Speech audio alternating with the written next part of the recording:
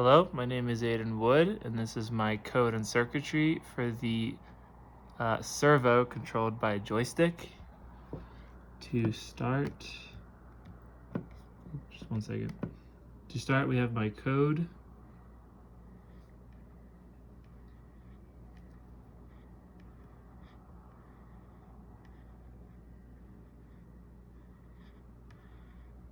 The basic premise of my code operates off of these if statements.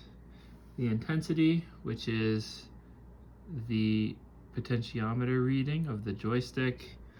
If it reads above a certain amount, it will increase that servo angle. If it's below a certain amount, it'll decrease that angle.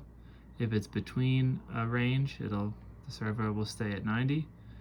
And then a button toggles a variable that the code relies on to run.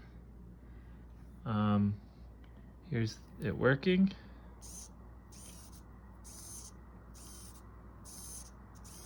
And the button pressed no longer works.